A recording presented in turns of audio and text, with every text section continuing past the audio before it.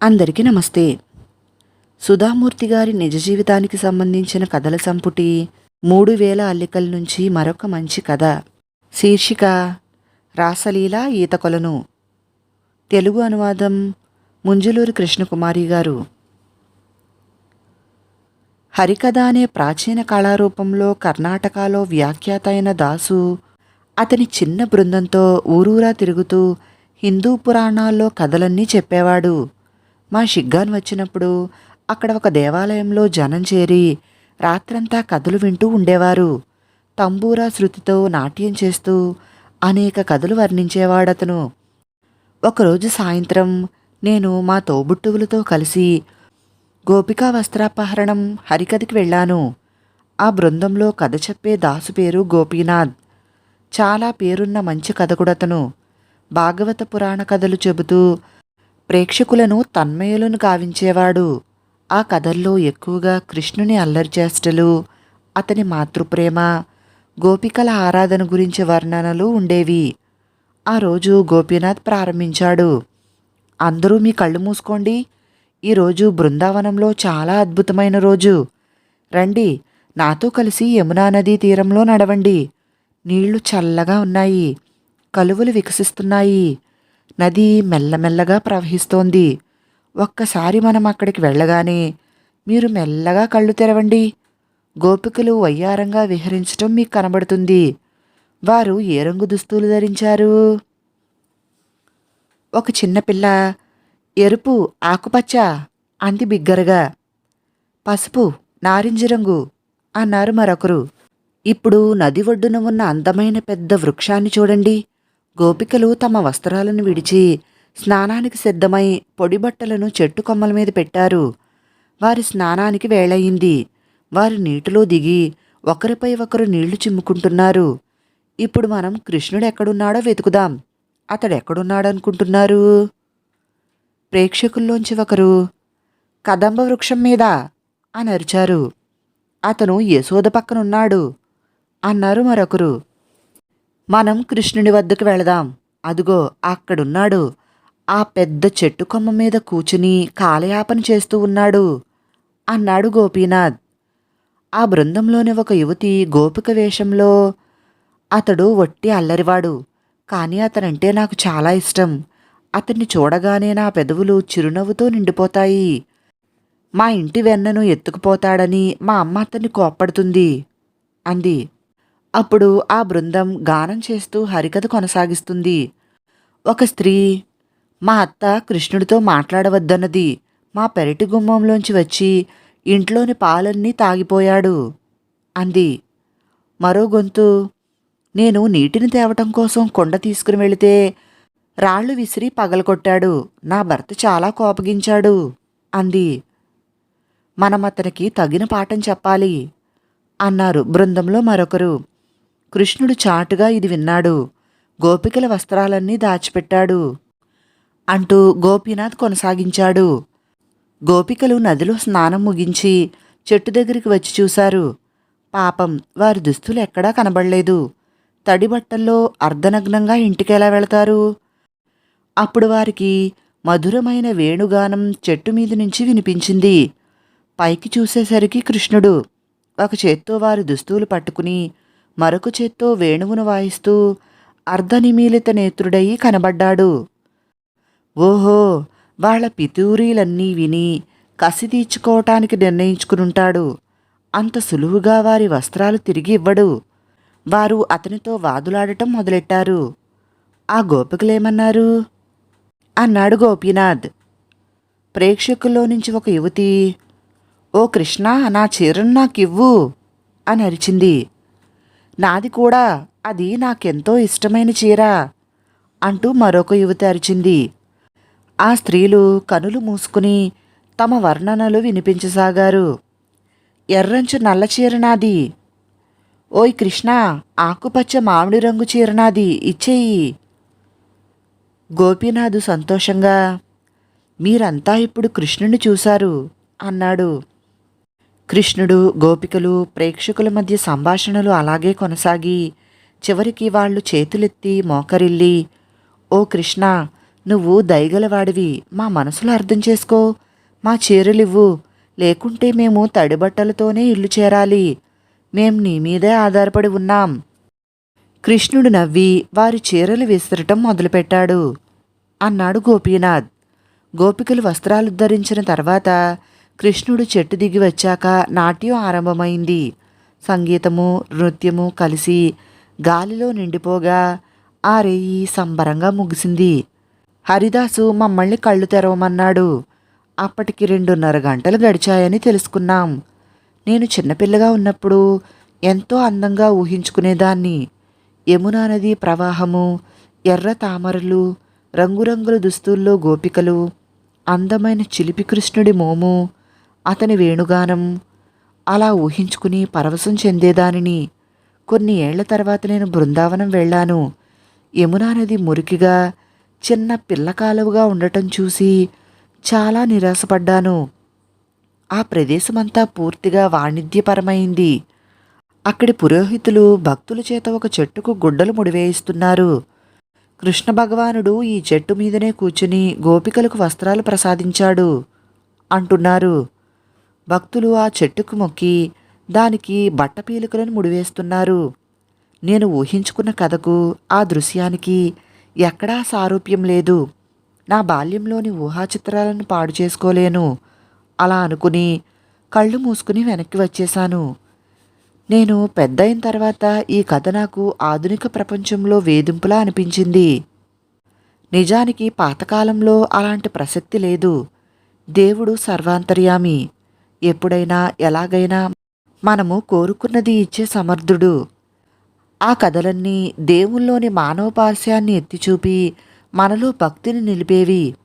అందుకే అతను 8 ఏళ్ల చిలిపి కుర్రాడుగా తన భక్తులను ప్రేమ అమాయకత్వం కలగలిపి ఏడిపించి ఆనందించేవాడిగా వర్ణిస్తాయి.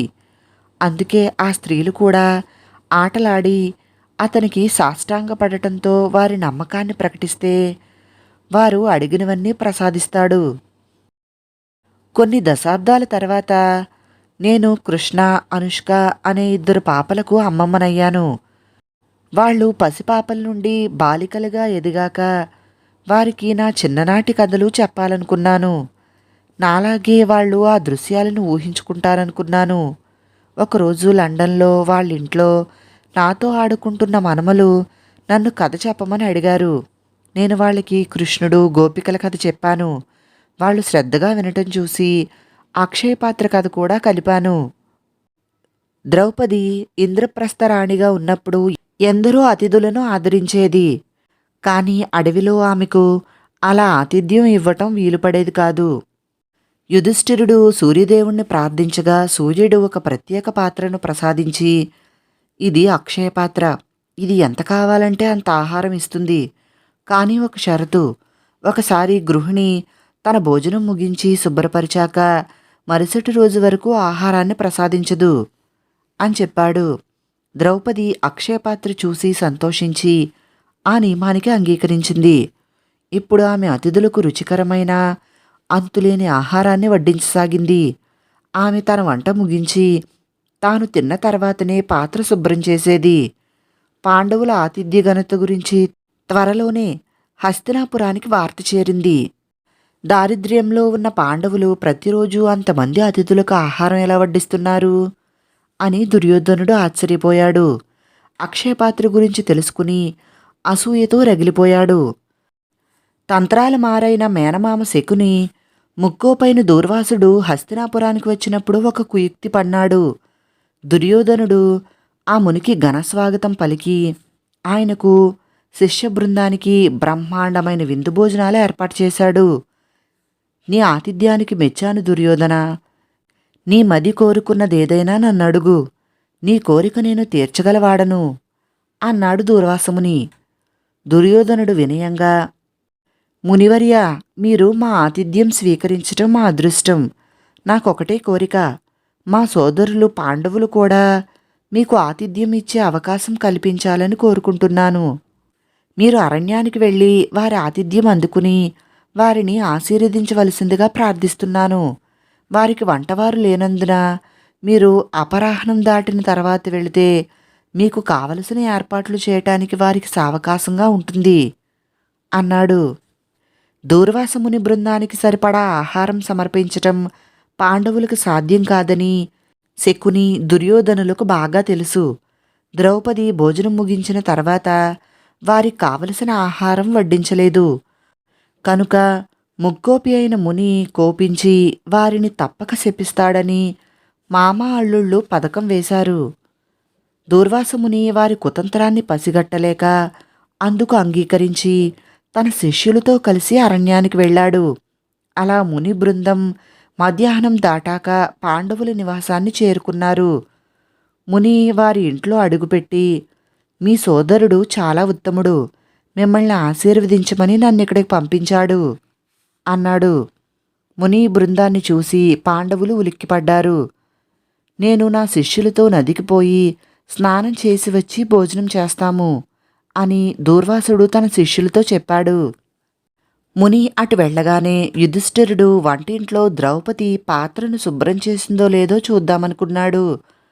అప్పటికే ఆమె తన భోజనం ముగించి పాత్రను కడిగిపెట్టిందని తెలుసుకుని ఆందోళన చెందాడు. ద్రౌపది, దుర్వాసముని చాలామంది శిష్యులను వెంటపెట్టుకుని మన ఇంటికి భోజనానికి వచ్చాడు. స్నానం చేసి వస్తానని వెళ్ళాడు. ఇప్పుడేం చేయాలి? ఆయనకి భోజనం పెట్టకపోతే మనల్ని శపిస్తాడు. పైగా అతిథులకు మర్యాద చేయటం మన విధి అన్నాడు. ద్రౌపది అతని వంక నిస్సహాయంగా చూసింది. ఇది తప్పకుండా దుర్యోధనుడి పన్నాగమే.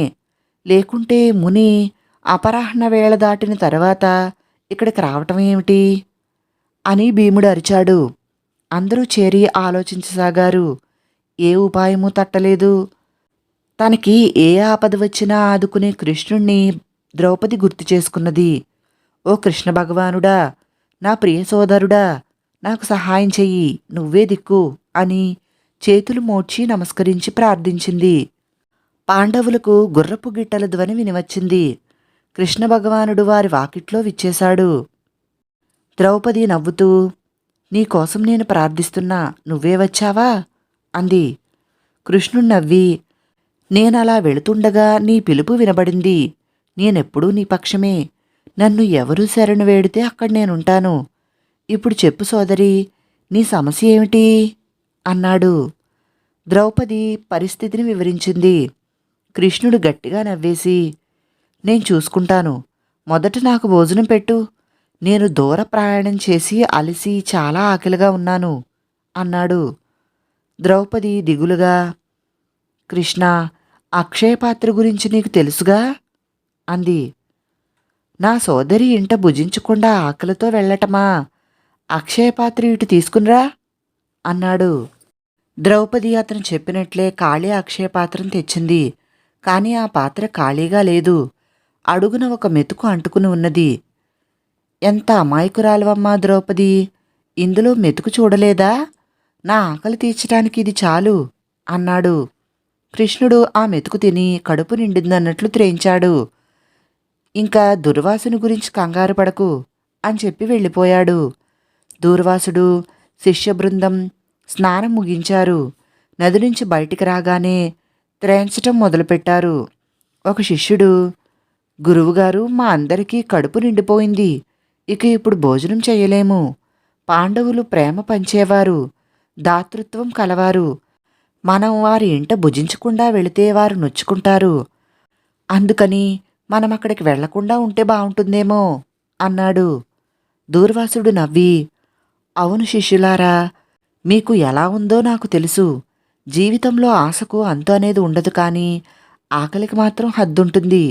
ఒకసారి కడుపు నిండిందంటే నువ్వు ఏం చేసినా ఎవరు చెప్పినా బలవంతంగా తిండి తినలేవు. నేను పాండవులను ఇక్కడి నుంచే ఆశీర్వదిస్తాను. మనం ఇటు నుంచి ఇటే వెళ్ళిపోదాం అన్నాడు. కథ చెప్పడం అయిపోగానే మనుమలు అనుష్క, కృష్ణ నా మొహంలోనికి చూశారు. నేను మీకు ఈరోజు 2 కథలు చెప్పాను కదా, మీరు వాటి గురించి ఆలోచించి రేపు నాకు తిరిగి చెప్పాలి అన్నాను. వాళ్ళిద్దరూ నేను చెప్పిన కథ గురించి చర్చించుకుంటూ వాళ్ళ గదికి పరిగెత్తారు. వాళ్లకు 2 పురాణ కథల గురించి చాలా సరళంగా చెప్పినందుకు చాలా ఆనందించాను నేను.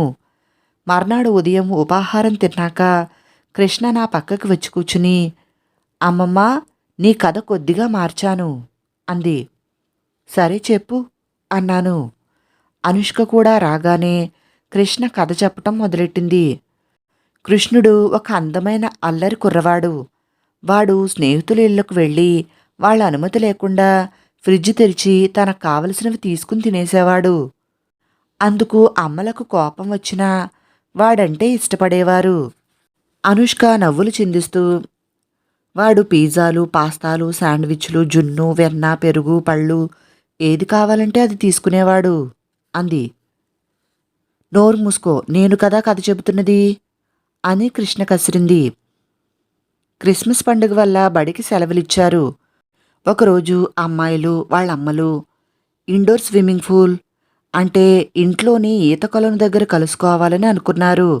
వాళ్ళక్కడ చేరి వాళ్ళ దుస్తువులు విప్పి ఈత దుస్తులు ధరించి విప్పిన బట్టలు అక్కడ లాకర్లలో పెట్టుకుని తాళం వేసి ఆ తాళాలను బట్టలు మార్చుకునే గదిలోని బెంచి మీద పెట్టి వెళ్ళి ఈత కొలనులోనికి దూకి జలకాలాడారు.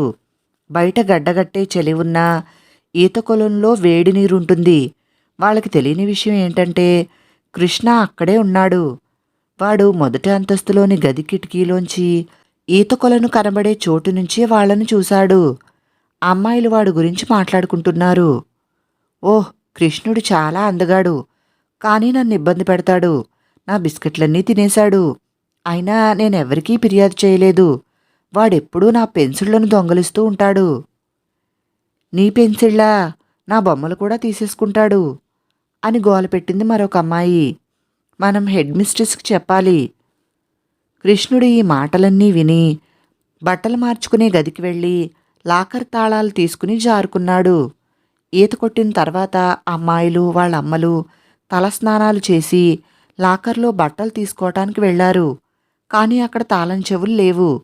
మా తాళం చెవులు ఎవరు తీశారు అని అక్కడ పనివాళ్లను అడిగారు. ఈ సమయం ప్రత్యేకం, ఆడవాళ్లకి కేటాయించబడింది, వేరెవరినీ అనుమతించరు అంది పనమ్మాయి. ఈ చలిలో తడి బట్టల వల్ల మా పరిస్థితి దుర్భరంగా ఉంది. మేమింటికి వెళ్ళటం ఎలా అందొక అమ్మాయి. నా కొత్త బూట్లు లాకర్లోనే ఉన్నాయి అని అరిచింది మరొక అమ్మాయి. నేనిక్కడి నుంచి పుట్టినరోజు విందుకు వెళ్ళాలి. నా కొత్త డ్రెస్సు లాకర్లోనే ఉంది. నేనేం చేయాలిప్పుడు అంది ఇంకొక అమ్మాయి. అక్కడ గుమస్తా అమ్మాయికి ఏం చేయాలో తోచలేదు. కొంచెం సేపు ఓపిక పట్టండి, నేను మేనేజర్తో మాట్లాడతాను అందామే. ఉన్నట్టుండి హార్మోనికా సంగీత ధ్వని తేలివచ్చింది. వాళ్ళెక్కడి నుండి అంత అద్భుతమైన సంగీతం వినవస్తుందా అని చూస్తే మొదటి అంతస్తులో కృష్ణుడు హార్మోనికా వాయిస్తూ ఒక వేలుతో లాకర్ తాళాలు గుత్తుని తిప్పుతూ కనిపించాడు. వాళ్ళు తనని చూశారని గ్రహించగానే హార్మోనికా వాయించటం ఆపేశాడు. అమ్మాయిలు, హెడ్ మిస్ట్రెస్కి నా మీద ఫిర్యాదు చేస్తే మీ బట్టలు మీకు దొరకవు అన్నాడు. నీ మీద కేసు పెడతాం అందొక అమ్మాయి. మీరేమైనా చేసుకోండి, మీ బట్టలు లేకుండా ఎక్కడికి వెళ్ళలేరుగా. బయట బాగా మంచు కురుస్తుందిగా.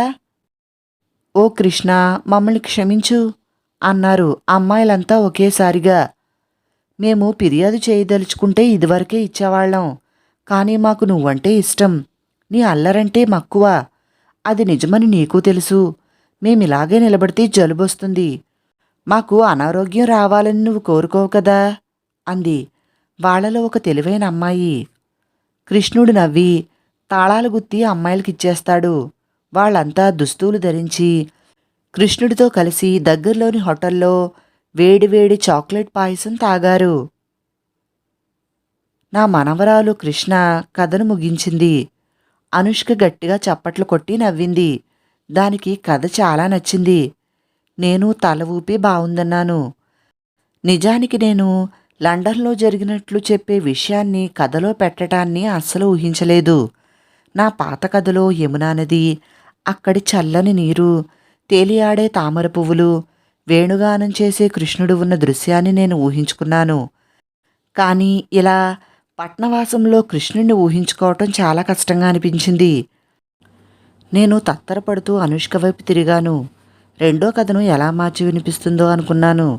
అనుష్క మొదలుపెట్టింది. ద్రౌపది ఒక అందమైన శక్తివంతురాలైన రాణి. ఒకరోజు ఆవిడ నగరం వదిలి దూరంగా ఉన్న గ్రామంలో ఉండాలనుకున్నది. ఏటు నుంచి వచ్చే స్వచ్ఛమైన నీరు త్రాగేది. చెట్ల నుంచి మొక్కల నుంచి సేంద్రియమైన వాటిని కోసి ఇంటికి వచ్చే అతిథులకు పెట్టేది. కానీ ఒక్కొక్కసారి ఆహారం చాలినంత దొరికేది కాదు. ఆమె భర్త యుధిష్ఠిరుడికి ఈ సమస్య గురించి చెబితే ఆయన తన మిత్రుడు సూర్యుడికి వివరించాడు. సూర్యుడు చాలా యుక్తిపరుడు. ఆయన ద్రౌపది, యుధిష్ఠిరులకు ఒక ప్రత్యేక కుక్కరు, కొన్ని ఆరోగ్యకరమైన దినుసులు ఇచ్చాడు. దీంట్లో వండిన 2 గరిటెల అన్నం ఒకరికి సరిపోతుంది. నువ్వు గంగాళాలతో అన్నం వండక్కర్లేదు. గంటల తరబడి తిండి కోసం వెతకనక్కర్లేదు. కానీ ద్రౌపది, నువ్వు ఒకసారి తిని ఈ పాత్రను శుభ్రం చేస్తే ఆ రోజు మరలా వండవద్దు. అది సూక్ష్మజీవుల్ని దూరం చేసి ఆరోగ్యకరమైన ఆహారాన్ని అందిస్తుంది. నువ్వు దీనిని వాడేటప్పుడు జాగ్రత్త వహించు అన్నాడు. ద్రౌపది తల ఊపి అప్పటినుంచి ఆమె అతిథులకు ప్రత్యేకమైన సేంద్రియ ఆహారాన్ని తయారు చేసేది. ఒకరోజు వాళ్ళ బాబాయ్ ముందుగా చెప్పకుండా చాలామందిని వెంట పెట్టుకుని వచ్చాడు. ద్రౌపది, నువ్వు చాలా రుచికరమైన భోజనం పెడుతున్నావని విన్నాను. నేను ఇవాళ అది తినాలనుకుంటున్నాను. నేను నా బృందం ముందు ఈతకు వెళ్ళి వచ్చి రుచికరమైన భోజనాన్ని తింటాం అన్నాడు. ద్రౌపది కంగారు పడింది. వాళ్ళ బాబాయ్ వస్తున్నట్లు ముందుగా చెప్పలేదు. పైగా చాలామందిని భోజనానికి వెంట పెట్టుకుని వచ్చాడు. ఆ రోజు అప్పటికే ఆమె భోజనం తిని పాత్రను శుద్ధి చేసి పెట్టింది. ఆమె తన బాబాయ్తో తన మనసులో మాట చెప్పబోగా యుధిష్ఠిరుడు ఆమెను ఆపాడు. మీ బాబాయ్ మనకు చాలాసార్లు సహాయం చేశాడు. సఖీ, అతనికేమీ చెప్పకు. ఆయన ఎంత కోపిష్టవాడో నీకు తెలుసు కదా. మనము చింతించవలసిన పనులేమీ చెయ్యకు అన్నాడు. ద్రౌపది చాలా ఆందోళన పడింది. ఇంతమందికి ఎలా భోజనం పెట్టగలదు? ఆమె వెంటనే దయామయుడు, సహాయం చేసేవాడు, ఊహాత్మక ఆలోచన శైలి అయిన తన సోదరుడు కృష్ణుణ్ణి పిలిచింది. ఆయన ఆమెకు అండగా వచ్చి ఆ పాత్రను తెచ్చి చూపమన్నాడు. ఆయన ఆ పాత్ర అంచులో అతుక్కుని ఉన్న మెతుకుని తీసుకుని తిన్నాడు. అబ్బా, భోజనం చాలా రుచిగా ఉంది. కానీ మీ బాబాయి, అతని బృందం అది తినటానికి రారు అని ఖచ్చితంగా చెబుతున్నాను అన్నాడు కృష్ణుడు. ఎందుకు అని అడిగింది ద్రౌపది. ఆయన ఎందుకో వాళ్ళకు తెలుసు అని చిలిపిగా నవ్వి తన పని మీద వెళ్ళిపోయాడు. ఈలోగా ఈతకొలను దగ్గర ప్రతివారు ఒక గుక్కెడు క్లోరిన్ నీటిని మింగారు. ఆ రోజు క్లోరిన్ చాలా ఎక్కువ ఉండటం వలన అందరికీ పొట్ట ఉబ్బరం వచ్చి మరుగుదొడ్డికి పరుగు తీశారు. చివరికి బాబాయి తన బృందంతో మనందరికీ ఆరోగ్యం సరిగ్గా లేక శక్తి సన్నగిల్లింది. మనం ద్రౌపది ఇంటికి విందుకు వెళ్ళవద్దు. మన పొట్టకు కొంచెం విశ్రాంతి ఇద్దాము అన్నాడు. అందరూ గుసగుసలాడుతూ ఒప్పుకున్నారు. బాబాయి ద్రౌపదితో సెల్ ఫోన్లో, అమ్మ, మమ్మల్ని క్షమించు. ఈరోజు మేము నీ ఇంటికి విందుకు రాలేకపోతున్నాము. మరొకసారి తప్పక వస్తామని మాట ఇస్తున్నా అన్నాడు. ద్రౌపది నవ్వుకుంది. ఎప్పటివలే తన సోదరుడు తనని ఆపదలో నుంచి కాపాడాడనుకుని, బాబాయ్, మీరు ఎప్పుడైనా రావచ్చు. ఈసారి కొంచెం ముందుగా చెప్పిరండి అని ఫోన్ పెట్టేసింది. నేను నిశ్చేష్టురాలనయ్యాను. నేను చెప్పిన కథలు ఇలా మారిపోయాయి. వాళ్ళు కథలను తిరిగి చెప్పిన తీరును చూసి నాకు రాజ్యసభలో ద్రౌపది చీరలోడు తీసిన కథను చెప్పడానికి ధైర్యం చాలేదు. కథ సమాప్తం. సుధామూర్తి గారి మనవలు కథలు భలే చెప్పారు కదండి. ఈ కథ మీకు నచ్చితే తప్పకుండా లైక్ చేస్తారని ఆశిస్తున్నాను. విన్నందుకు అందరికీ చాలా చాలా థ్యాంక్స్. నచ్చితే వీడియోని లైక్ చేసి నా ఛానల్ను సబ్స్క్రైబ్ చేసుకోండి ప్లీజ్. మరిన్ని సుధామూర్తి గారి కథల కోసం డిస్క్రిప్షన్లో మరియు కామెంట్ బాక్స్లో ప్లేలిస్ట్ల లింక్స్ ఉన్నాయి, ఒకసారి చూడండి. చాలామంది వీడియోస్ చూస్తున్నారు కానీ ఒక్క లైక్ కూడా చేయటం లేదు. ప్లీజ్ లైక్ చేసి నన్ను ప్రోత్సహిస్తారని ఆశిస్తున్నాను. ధన్యవాదములు. మీ ప్రసన్న.